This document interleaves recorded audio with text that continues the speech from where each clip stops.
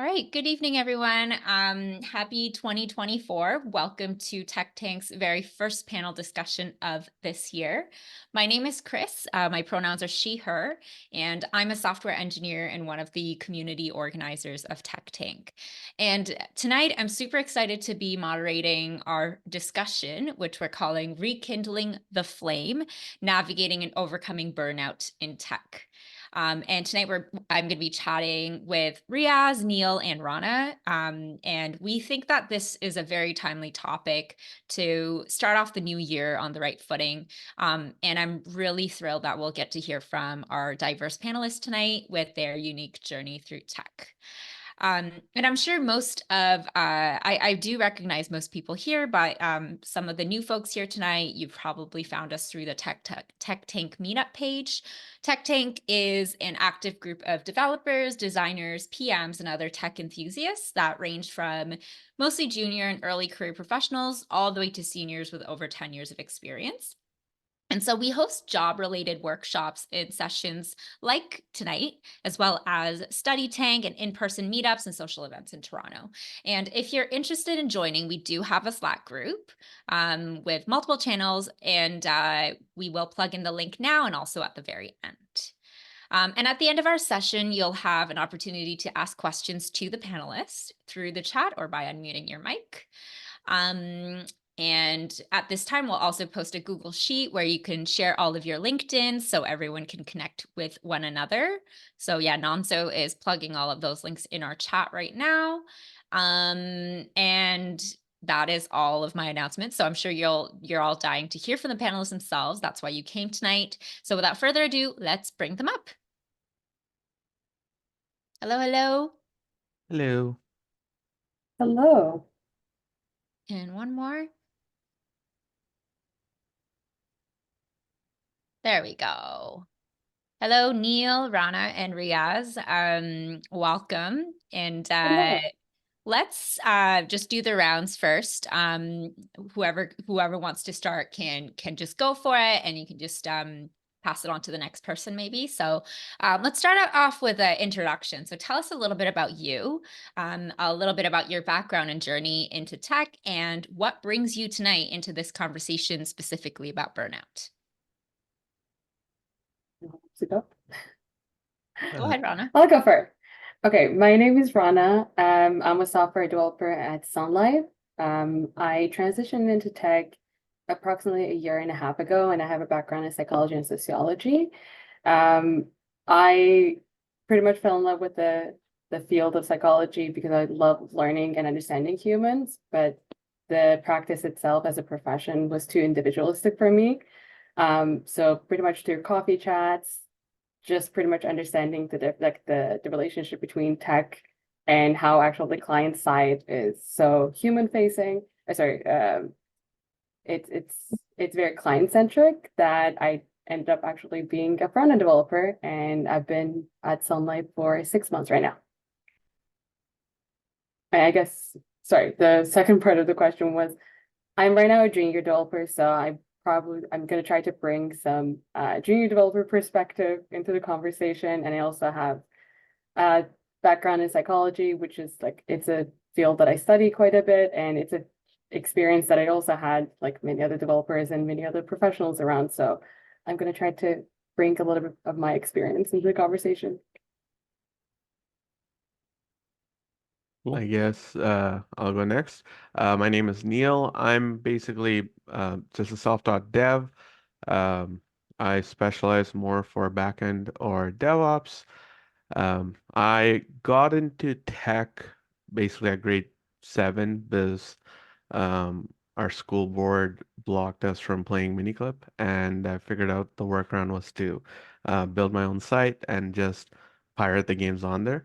So that's how I got in, and past that, it was just learning things as I got curious about them, and I wanted to um, figure out how they break, and then figure out how to fix what I broke. Um, and um, Everything I know is based off of that. Now, in terms of my work background, for most of the past decade, I've been mostly self-employed. I'm actually currently in the process of looking for a new job, and realistically, it would be the first time I'm being employed by someone else. So um, that would be my perspective on things. Cool. I guess I'll go. So my name is Riaz. I am a senior director of engineering at a company called Waste Dynamics based out of Ohio. So I guess I've been sort of in the tech industry for about 14, 13 years, something like that now. I am self-taught as well. I sort of, well, funny story, I actually ended up on the wrong team by literally a clerical error on my first job, and then I didn't want to get fired, so I just didn't tell them. And then I kind of figured it out as I went. Um, and so sometimes, you do fake it till you make it. But yeah, I moved to Canada actually 3 years ago as well from the US. So that's a bit of me. Yes, those are some very funny and wonderful stories for hopefully another time you get to meet these lovely folks. But yeah, so let's get right into understanding burnout. What is burnout, and what do you think are some of the key signs that someone, especially within our industry, is experiencing burnout? And maybe, whether it's something you've experienced or something you've seen, can you maybe share an experience where you felt close to or experienced burnout, and how did it impact your work and your personal life? Yeah, I guess I'll go. Okay. Ooh. Go ahead. Go ahead. Jinx. So yeah, so in terms of noticing it, one of the things that I've noticed on some of the teams I've been around is you notice kind of a shift where, okay, all day long as programmers, nothing works. And then at some point at the end of the day, it kind of works. And you get this like little window. And then you notice when you're pairing with someone, you're working with someone, getting an update from someone, and you can sense this frustration that it's not working. That happens with all of us. But when you see it day in and day out, I'm like, oh, they're burning out. Because seeing that the code not working is basically like 90% of our day it's supposed to be. Um, but when you kind of notice it as like, okay, this is not a normal amount. That's basically what to me what burnout is. That's the hopelessness of I've been dealing with problems forever that I can't actually resolve. When you start resenting your problems, to me, it's a pretty big sign that people are burning out. I would jump in with, I think also adding on to that pretty much, there's a huge distinction between a burnout and feeling tired or extremely stressed. Someone can be extremely stressed, extremely busy, have an extensive amount of workload, and still may not get burnout. It's really important to make that distinction because, like Riaz mentioned, that can determine the difference between someone being able to keep going because they have a motivation to keep going or not. I did experience burnout before, and there are multiple layers to it. I usually try to differentiate between being stressed and being burned out as almost like a car analogy. Your car can go at, let's say, like a very long distance, and your tires will wear out. You can switch the tires and keep going. Like the car will rest for a little while, but you can keep going afterwards.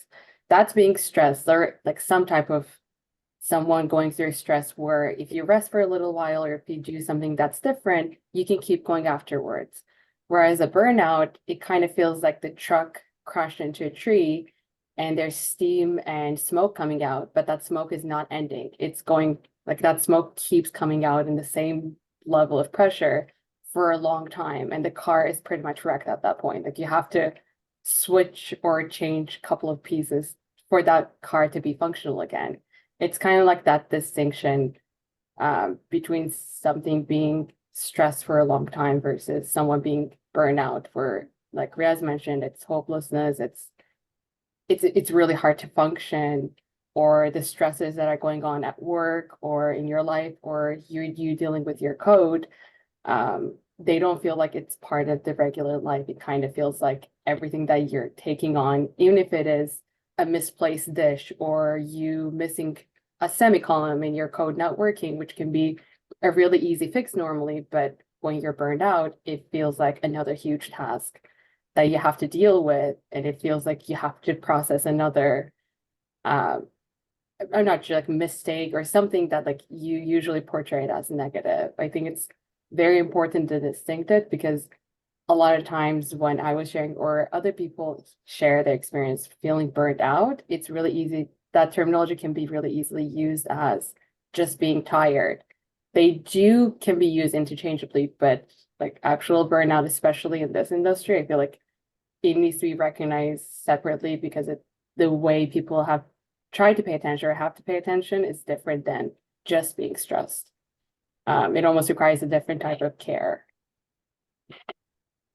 Um, I agree with those points wholeheartedly, considering I went through most of it uh, around April of last year.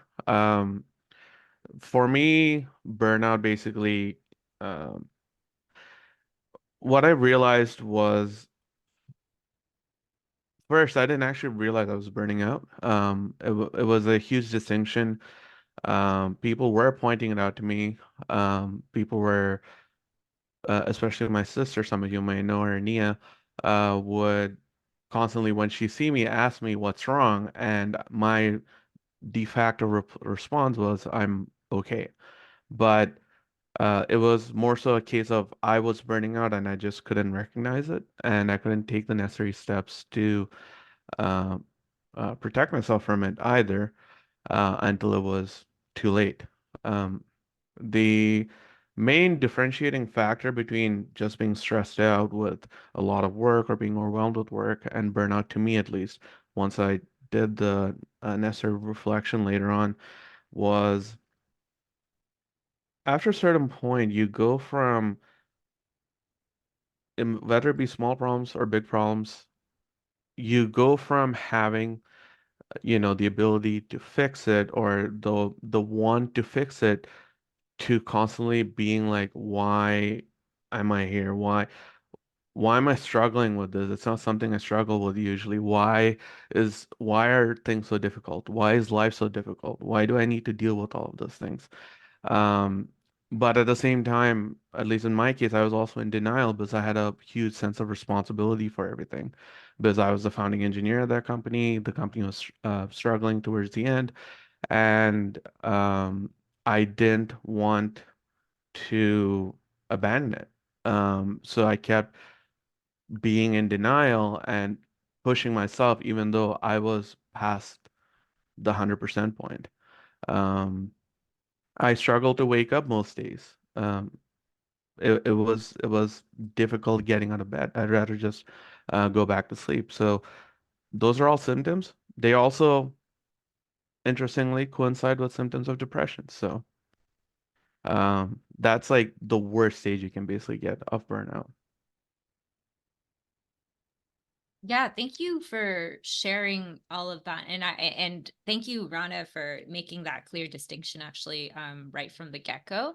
I think you're totally right. Sometimes, burnout is a word, I think, it's one of the terms that is easily thrown around, similar to, Mhm. people saying they have anxiety, Mhm. which is a whole other thing. Yeah.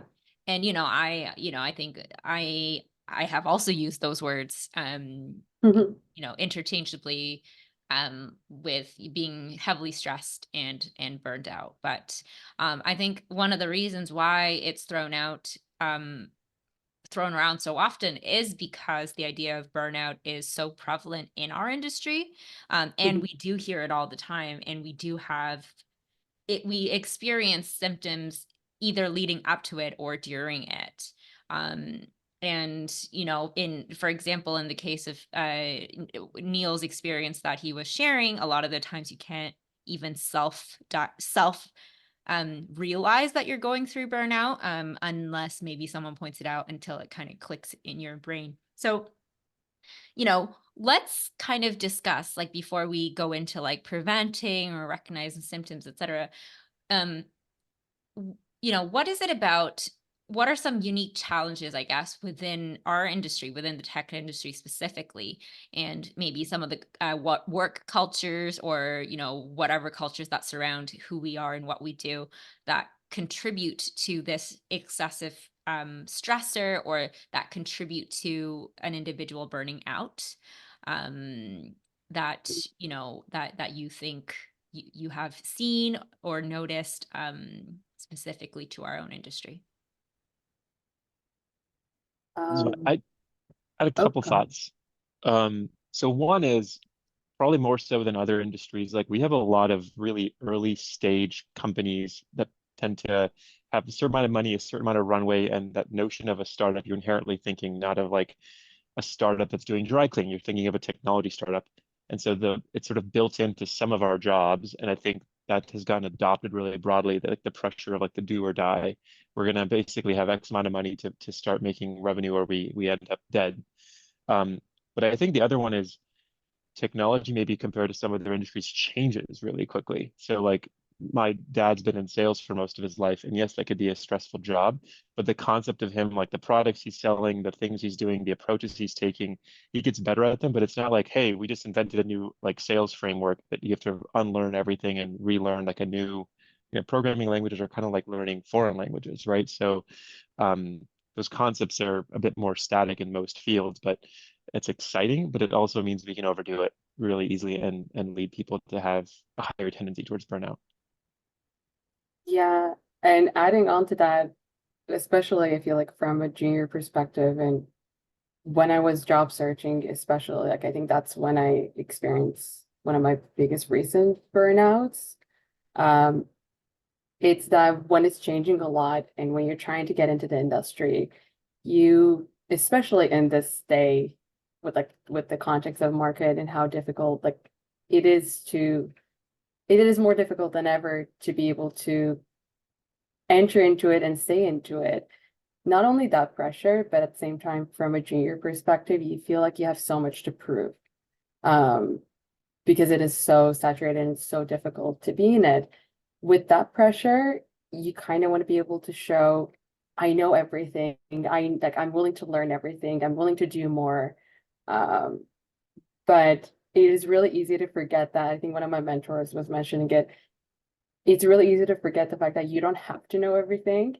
But like Ria said, because it's changing so much, it's always you want to be up to date. You want to be able to show that I can stay relevant and I can keep learning and I can fastly adapt. It's really easy to forget about your side, and it's really easy to forget that you don't have to know everything, but you have to be able to show how you learn, as opposed to knowing each new language that comes up, each new framework that comes up, and being able to perfectly do them in every single project. Those are important too, but it's almost being able to show and focus on the transferable skills that you're learning how to learn in this industry. You're learning how to be able to solve problem. It's really easy to forget those, and it's not something that is, I notice, that is very often talked about, which is I feel like it's more easy to transfer regardless of what changes the industry goes through. But like Riaz mentioned, um, there's so much demand, so much fast pace, and so much adaptation that it requires. It's really easy to put the pressure, um, especially also when you're a junior, where your job is to be a sponge. Like you want to be able to absorb as much information as possible. You want to be able to talk with as many people as possible, learn about how they contribute or how they learn, how they stay relevant in the industry. Like you want to be able to try out all of them, see which one works for you, still take care of yourself, and still be able to show that, oh, I know this, I know that, or I'm able to learn all of that. But it's not talked as much as you want to be able to show more the thought process and how you learned, so that if something unknown comes up, you're not necessarily showing the end game that you learned. You're showing that, okay, this is how I learned, this is how I approached a problem, and I can apply this to X, Y, Z, regardless of what it is. Um, but yeah. The only thing I'd like to add on to both Rana and Ria's points would be, and there's more an observation more so than anything else. There's also a tendency in tech, and it doesn't apply everywhere, but you see it often enough where someone's hired into a company, and the onboarding lasts maybe a day, then you're thrown into the thick of things without an actual proper mentor or even proper support for things, and you're given projects that are clearly beyond what the job description was. And you power through it. You put in the extra hours, you put in your extra free time during the weekdays, sometimes on weekends, and you finish it. But when you do that, it just leads to even more of the same thing being pushed onto you, which is basically just creating a cycle for burnout. And it happens often enough that people don't think about it, but it is definitely a problem. And one thing that I will add on to that is I feel like in such an industry where obviously technical skills, like we go into this field to be able to learn technical skills, to be able to apply and create things. But it is very much, I think, forgotten or sometimes like put on the side that the cultural aspect of the industry being recognized, being recognized for your work, being recognized for your effort, those little aspects that give meaning to your work and that give meaning to the environment that you work in. It's not necessarily the front target of the burnout, but in my opinion, it's also a big contributor because you're working on a code or you're working with multiple different developers, for example, for like a different code or project, and something may happen. Let's say that code doesn't end up being used, which is totally fine. It does happen, but you putting all that work, you put effort, you put emotional effort, you go through a mindset of like trying to like fail on that code, break it, re-come back. It's emotional labor at the same time. That not being recognized or not having a strong culture that recognizes the work, that recognizes the person, or just overall that doesn't provide a safe environment to be able to talk about those, in my opinion, also contributes into burnout in the industry because it's so focused sometimes on technical parts that it's forgotten that we're also humans, and those social aspects of the work environment or of the industry or the communication skills, they make a huge difference. They're small detail, but they're a difference maker detail. Yeah, totally. So yeah, we'll definitely talk a little bit more about kind of the importance of support systems, the people you have around you, and also like the organizational responsibility as well. To kind of talk a little bit about, um, we talked a little bit about recognizing what burnout is and how it looks like. But before we even get there, because especially at the beginning, Rana distinguished what burnout was and work stressors, how do we prevent getting to that cycle of burnout, or entering that cycle of burnout in the first place, with what are maybe some practical tips for kind of managing these types of work related stressors or job related stressors? And do you have any techniques for those so that we don't even enter that cycle of burnout in the first place? One of them would be, especially when it was working through my, like recovering from my burnout, one thing that someone gave me really good advice was it's understanding the meaning. Like that's before everything. Knowing why you want to be in this industry or why you want to keep learning, like what keeps you passionate. It's a very big factor, at least for the social side, before the technical or like time management, all that other details. Knowing your why can make a big difference between giving a meaning to your work, giving a meaning to your routine, or to your stressors, even like just knowing it's going somewhere. It can make a huge difference between the task that you're doing or the job search that you're doing feeling like labor as opposed to feeling like a motivation. Because a lot of times burnout can happen not necessarily from a work overload, but it can also be lack of purpose, lack of motivation, which then feeds into itself. So I think first and foremost, knowing what keeps you passionate in this industry, like why do you like it, whatever the reason is, as long as you know your why and what keeps you motivated and keep going, that's a very big factor because when everything else is very stressed, that's going to be one of the reasons that's going to keep you going. And that's going to help you make the choice of keep going through the stressful times that you may be going within your work or your job search or anything else. That I would say one of the ways to both mitigate and prevent at the same time. Yeah, that'll be one of them at least. For me, and this is based on my mistakes, basically, was making sure you have a clear distinction between your work and your personal life and giving your personal life the priority that it actually needs, which I didn't. And to give you an idea, for the past 13 years, I never took a vacation. Um, because for me, I wanted to succeed. I had big ambitions. I had big dreams, big goals I needed to get to. And what it ended up being was multiple 14, 15-hour days back to back, month to month, where you're pushing yourself to your absolute limit. And after a certain point, you just hit failure. And when you hit failure at a point like that, it's not just, you feel down, you feel depressed. No, you feel hopeless. You don't know what to do. You have no idea what's next. And the second part for that is where you need good people around you. You think like the people around you.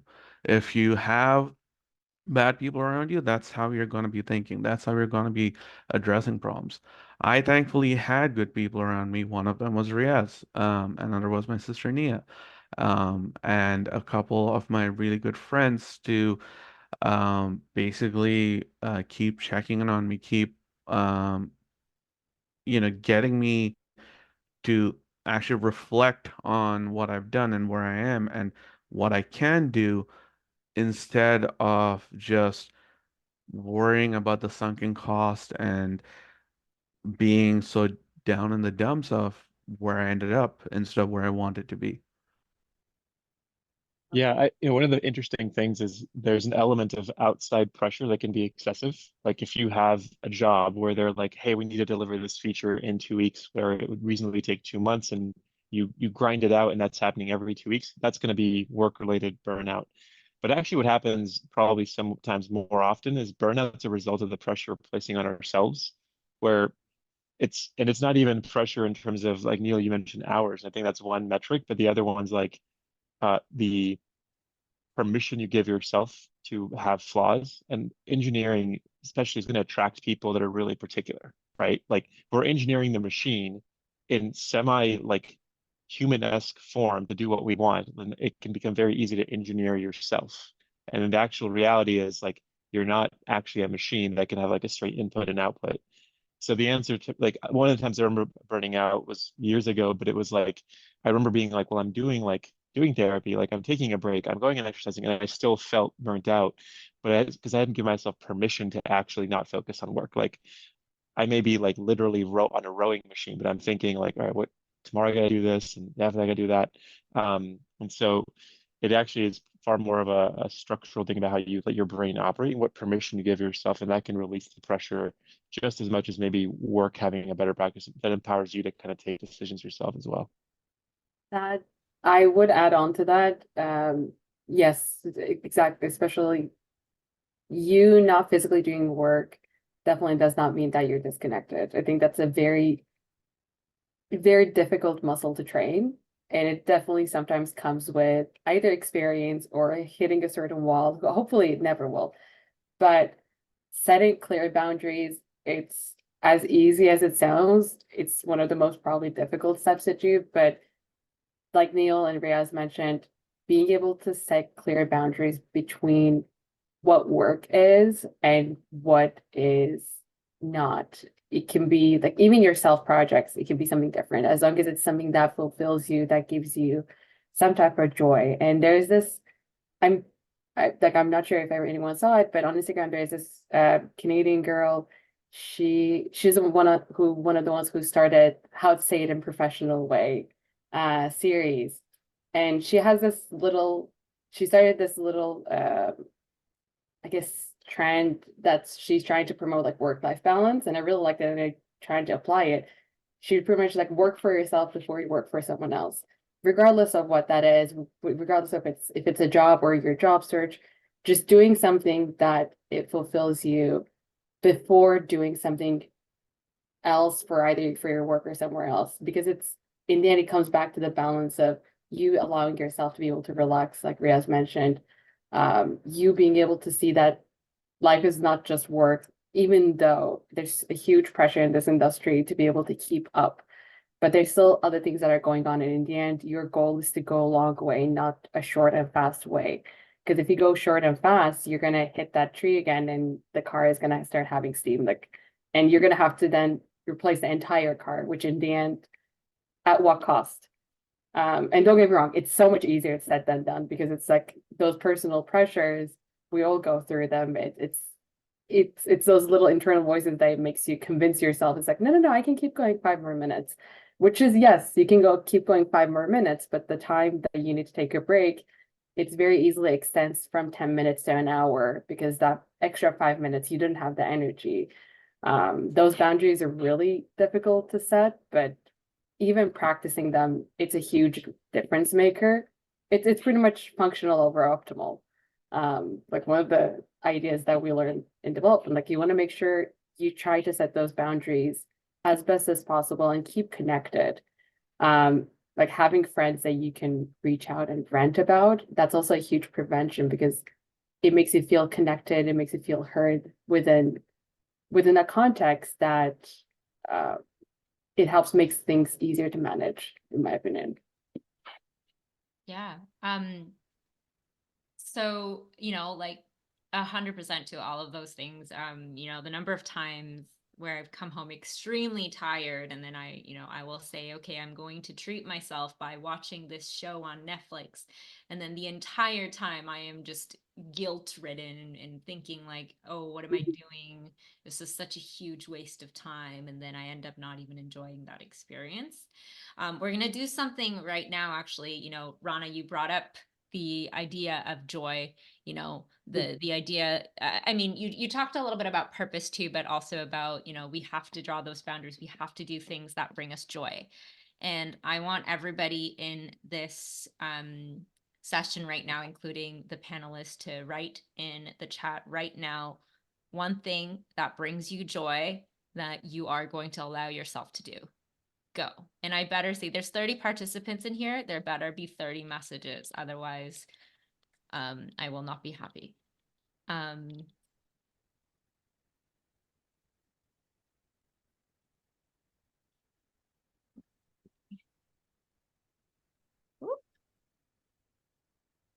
Eat a banana.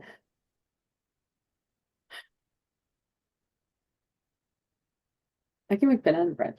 I haven't Eat had a a banana in like banana. 4 years. I just thought about it now. It's like, man, that would be delicious because I just don't even remember the taste. Eating a banana brings you joy?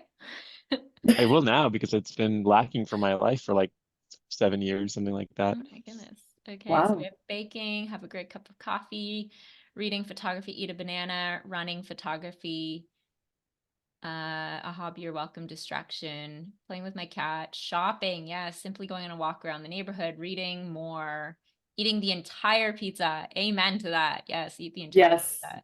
Walking my dog, playing basketball, running, meditation, Popeye spicy fried chicken sandwich, so specific. Yes, let's go. Doing nothing. Yes, this is definitely a thing. Reading and watching a movie, reward myself with sleep. Yes. And blogging. Okay, but that I don't think though I did not read 30, so y'all better still keep typing, okay? But I think a lot of anyways, people are yeah, reacting to doing nothing. I yeah, love that. yes, Not doing 100%. something is doing something, so it's 100%. Exactly. And it's increasing. Yeah. So yeah, thank you for all of that. That is awesome. And I hope you allow yourself to treat yourself. Let's keep going on with the chat though. We did bring up, I think Neil brought up the idea of having support systems, having people around you while you're going through this, whether you are going through burnout, whether you're going through extreme stress. How important are these kind of support system, whether that be mentorship, peers, professional help when you're dealing with burnout or leading up to burnout? It's so critical. Like I think it's an enormous difference maker. Regardless of whether you're going through burnout or not. But I think being especially in this industry, where burnout is so not just common, it's very prone to, and once you're in it, it's really hard to get out of it. It can make an enormous difference, and it made an enormous difference in my life. Like one of my biggest burnouts was when I was doing job search. And not gonna lie, I think that's when Tech Tank also started very recently, and I was trying to connect with more people around the community, meeting with people in Tech Tank, joining all those events, even if I didn't feel like not necessarily, even if I was feeling lazy, I just wanted to be able to give it a chance. I'm like, let me just go and see how it is. If not, I can always come back. Just trying myself to connect with this community made a huge difference in my mental health while I was doing job search.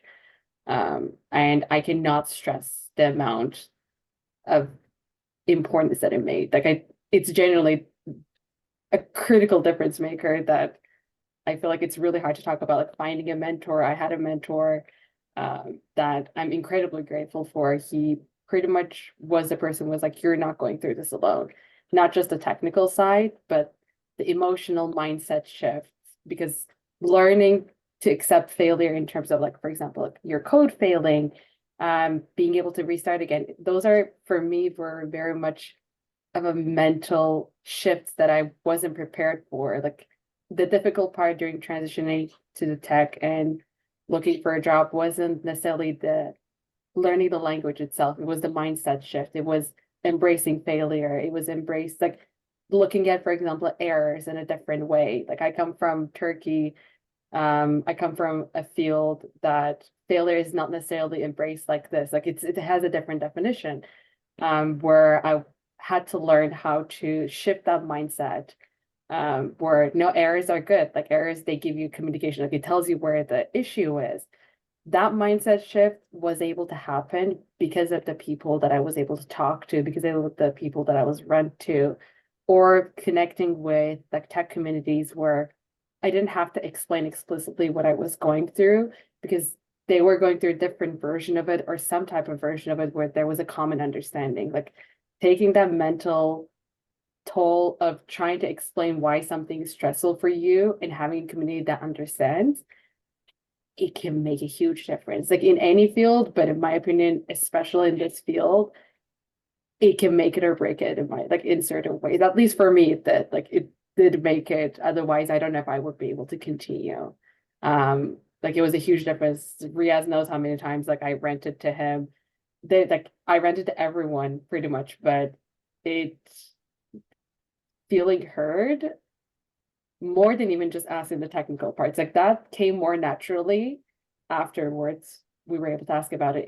It made an enormous difference. And I do think having a community mentor, someone who you trust that you can rant about or that you can share your successes, I cannot emphasize how important it is. Yeah, one of the things that I do in some of the one-on-ones with my team is we have this like question that's they always know I ask it every single time. It's like, what has happened in the last 2 weeks since we last chatted that would make you not want to do a good job? And it's sort of that metric of like, if someone wants to do a good job, like they kind of don't have to do much else, right? Like they'll basically find a way and they'll self-regulate. And I think it makes sense if you visualize someone who's burned out. Do you visualize them in a team that's supporting them and a group of people that they can interact with, or you visualize them by themselves?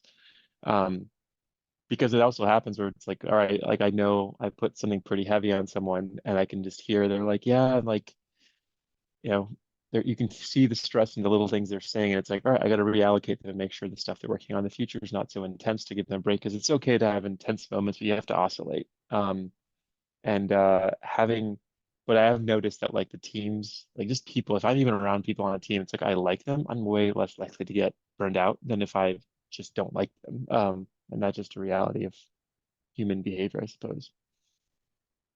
And just to add to the point Rana made about um, your peers or your mentor having an understanding. Um, at least to me, the way it worked was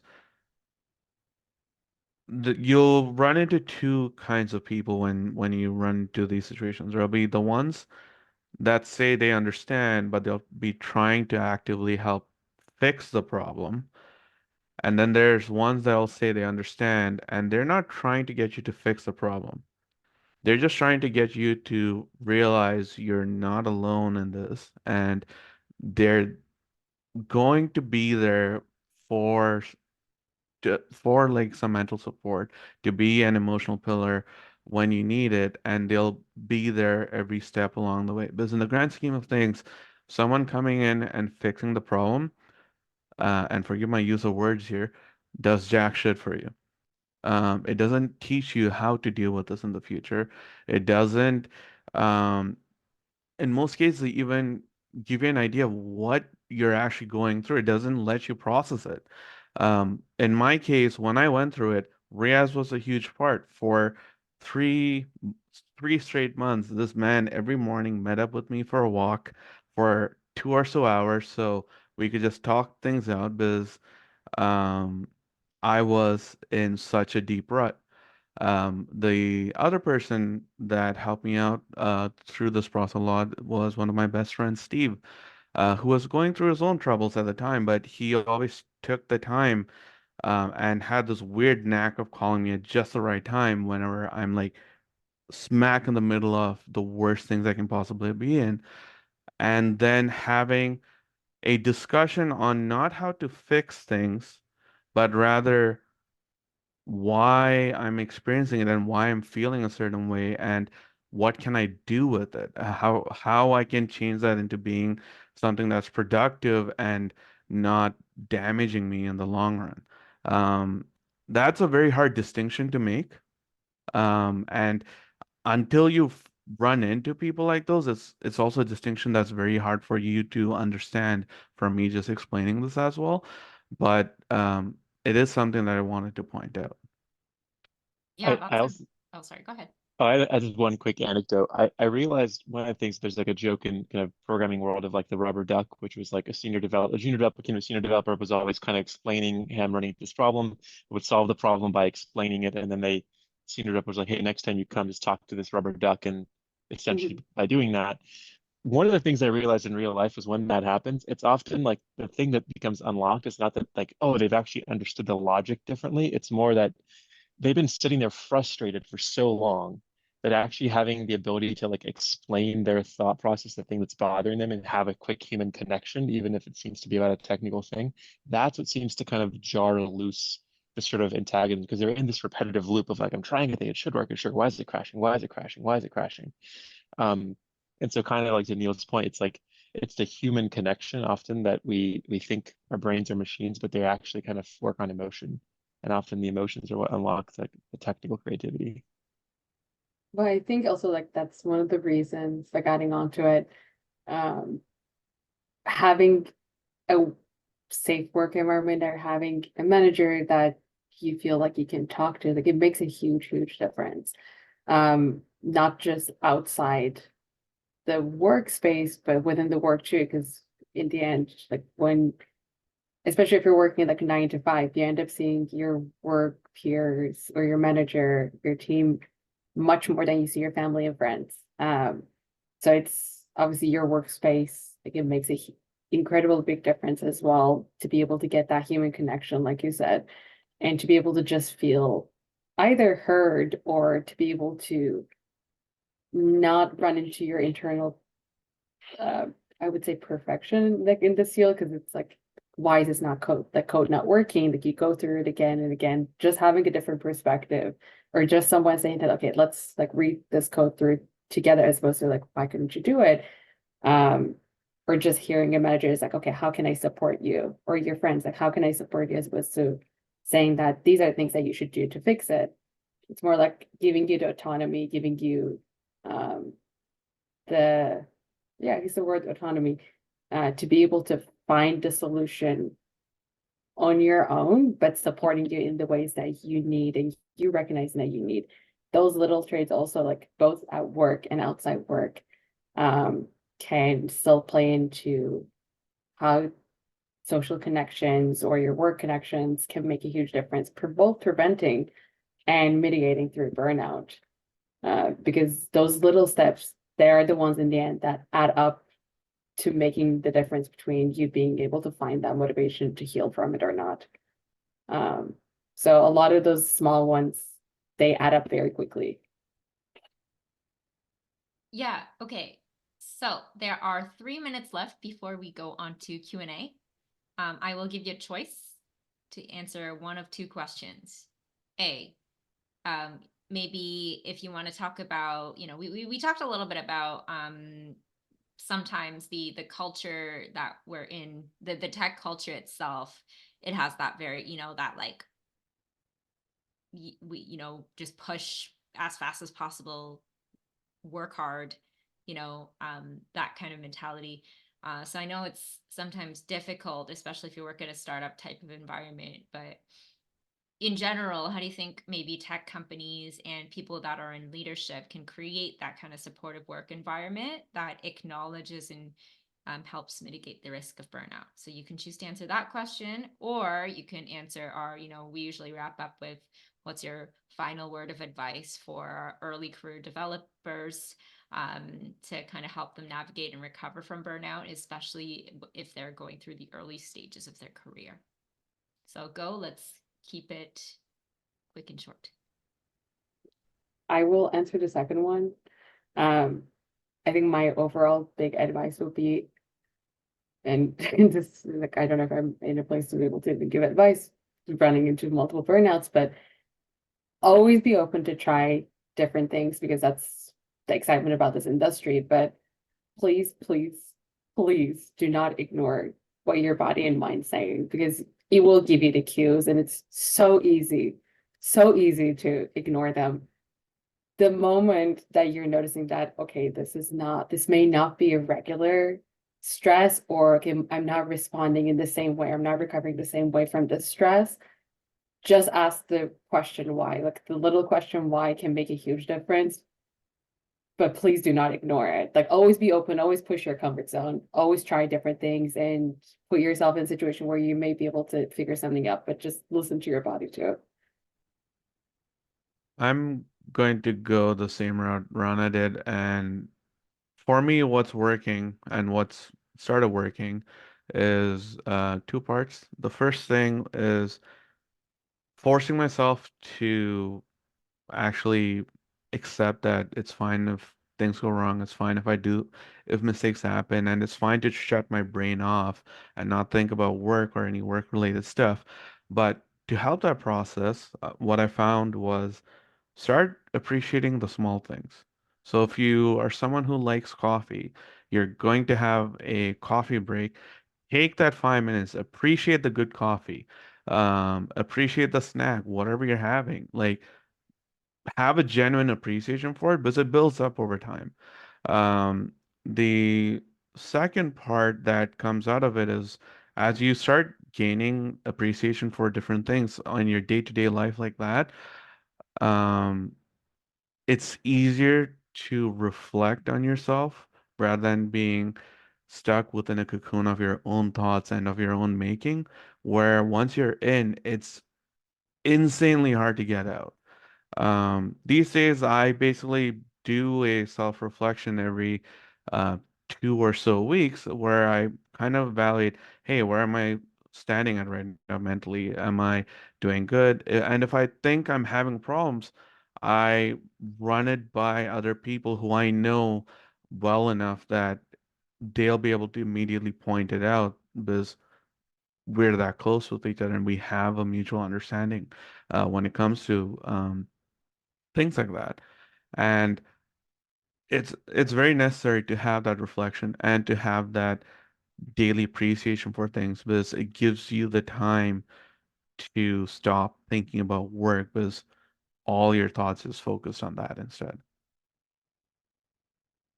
Yeah, I'll also do advice, which is there's I don't agree with everything he says, but Tony Robbins is a thing of just like stand guard at like the door of your mind, which is when you're going through a job search, you're inherently going through something with really high uncertainty. You're going through something with like a lot of stress. You might have financial stress or other stress, which means like you need to be every day like feeding your mind something intentionally that's going to counteract the uncertainty. So like reading, I basically am saying read, like whatever you like read something that is motivating or positive or fills your idea brain with new ideas.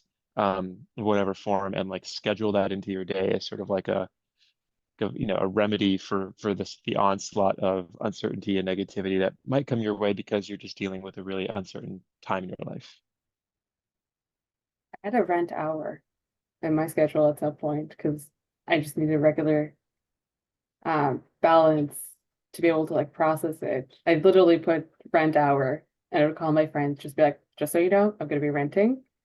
And I would let it out. So like the next thing that's coming in, I was like, okay, I'm ready. I emptied out some of my tank. It's like I can now take on whatever I have to take on. Um, I actually like genuinely had a rent hour. It worked great. Okay, so it is that time where we go into the Q&A section. Thank you. I will do the thank yous in a little bit. We have some audience questions. Let's start, and anyone can kind of pick up on this, but Harsh asked, what are some things you can do to build momentum with quick wins?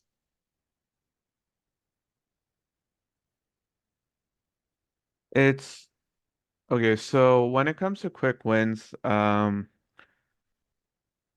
it can be something very simple. For example, and during this past year, for a lot of people that know me, know that I've been putting a lot of focus on my physical health and a bunch of other things. And I've I've been pacing it in a way where I'm not trying to, you know, lose massive amounts of weight in a small amount of time or anything like that.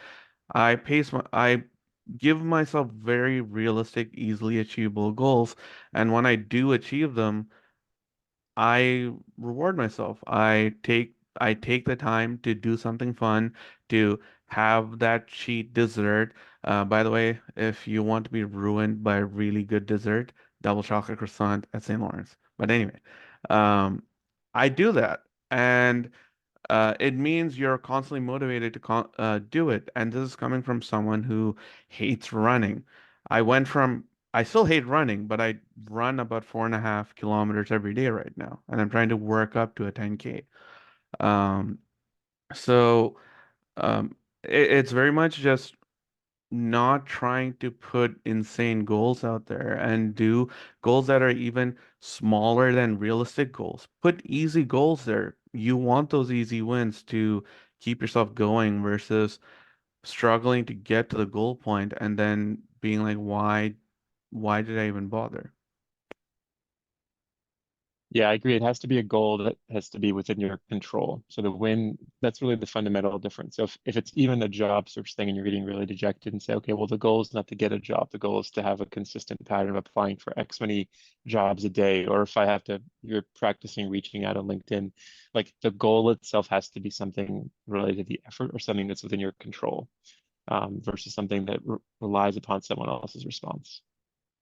For me, adding on top of that, one thing that worked is personally for me, if I set a true structure of a set goal, um, it's if it's not flexible enough, it's really easy for me to run into a sense of an accomplishment because it didn't go through the structure. So just while putting those goals and breaking them into small parts, keeping them maybe to a degree a little bit more general that can accommodate any life experience, any life change, anything that can happen. So at least personally for me, for example, like instead of saying, okay, I'm going to apply for 5 jobs every day, which something unexpected can happen. And for me, the goal is to be able to reach and adapt on a more general, it's more like a little bit more agile mindset.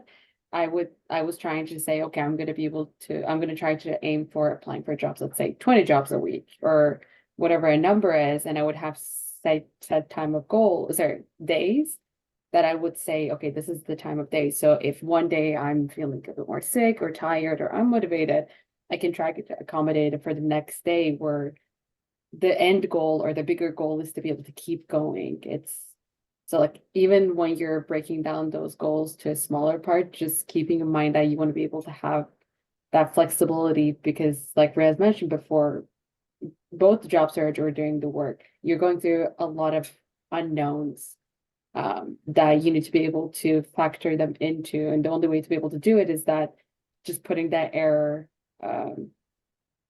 not sure how to say, like that error time to be able to keep adjusting, like something that can accommodate and can adjust regardless of what you're going through. Yeah, thank you, everyone. I think we have, I know there's 2 minutes left, but maybe if there's one more question from the audience that you're dying to know, this is the time to ask. Otherwise, I'm actually, if we're not getting any new questions, let's, I have that question that nobody answered when I gave you the option to. Maybe if someone could talk about, you know, how can, despite this like kind of work culture, intense work culture that we're often very much part of, how can companies and leaders still kind of create that supportive work environment that acknowledges and mitigates the risk of burnout?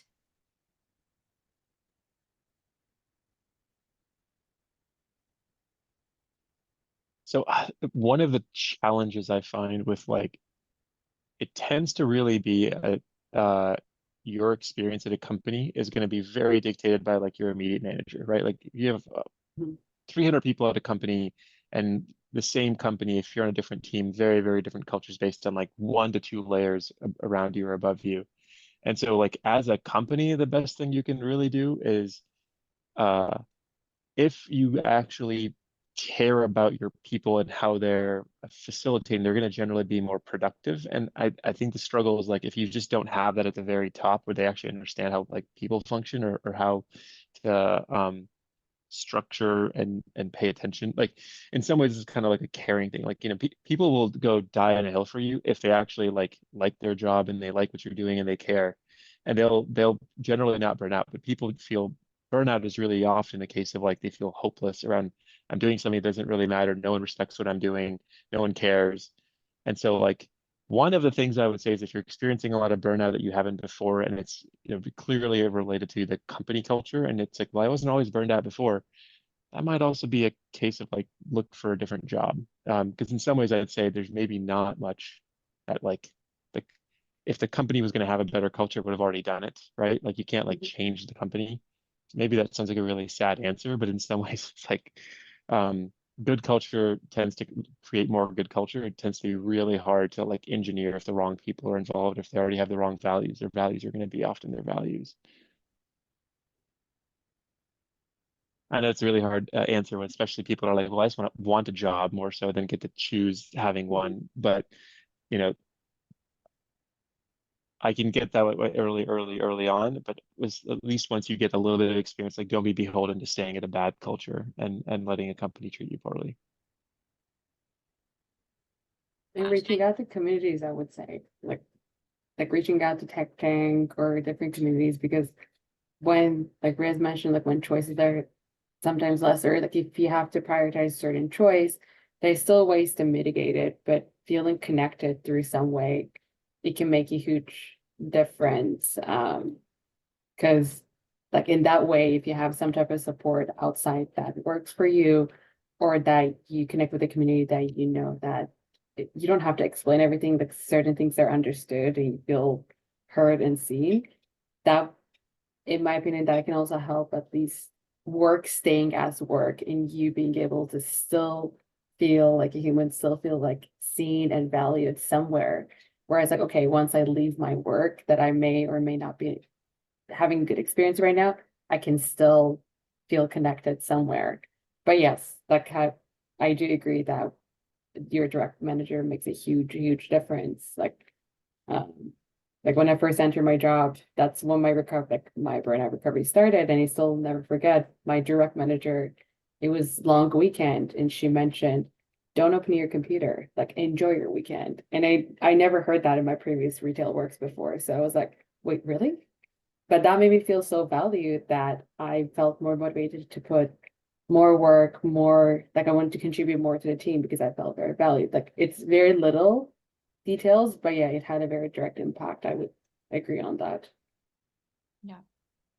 Yeah, I don't have too much to add to that because they both covered pretty much everything I had in my mind. The only, I guess, little bit would be um, it's hard to change if you enter a company and you're seeing every team is kind of being just run into the ground in the same way that your team is. Things are probably not going to change unless there's like a drastic change from the top down. At that point, you should more care about your sanity and be actively looking for something else because it's not worth losing your mental sanity in the long run. Because as much as we're, talking about burnout, it leads to far worse problems. It leads to depression, it leads to a lot more other stuff. So, um, in the grand scheme of things, if the company culture isn't there and your immediate manager and stuff isn't actively, supporting your mental sanity, you should be looking for a change. Yeah, for sure. Appreciate the honest and blunt answers for that question and all the other questions. The time now is 9:04 p.m. So we are gonna wrap it up for tonight. So thank you so much to everyone for coming out. Thank you especially to our panelists Rana, Neil, and Riaz for your invaluable wisdom and insight tonight. And if you can add yourself to the LinkedIn sheet if you haven't already done so that people can connect with you further. Nanso is gonna plug in our Tech Tank Slack invite link and the LinkedIn sheet again. We are a 100% volunteer-run organization. So if you've received value from events like the one today, our in-person meetups and more, we'd highly appreciate your support in paying it forward to help keep us going. And any amount that you donate goes entirely to paying for our event operations and community infrastructure for our members. So Nansa is going to plug in that link as well. Please follow us to receive alerts for future events, both in person and virtual. You can see all of our initiatives through our website, our LinkedIn page, and our meetup page. We do have if you are in Toronto, we do have a in-person meetup this coming Thursday. So that's in 2 days from now at the Intuit office. It's at the beautiful Well. And Nanso is going to be giving a talk about CSS, the new fancy features of CSS. So come check us out, whether it be for the talk, whether you want to, meet new people in tech, whether you want to come for the free pizza, whether you want to come for, to see a cool tech office, whatever it is, we'll be there. So yeah, that's it. We'll call it a wrap. Thank you, everybody. Good night. We'll see you at the next one. Have a good night. Thank you.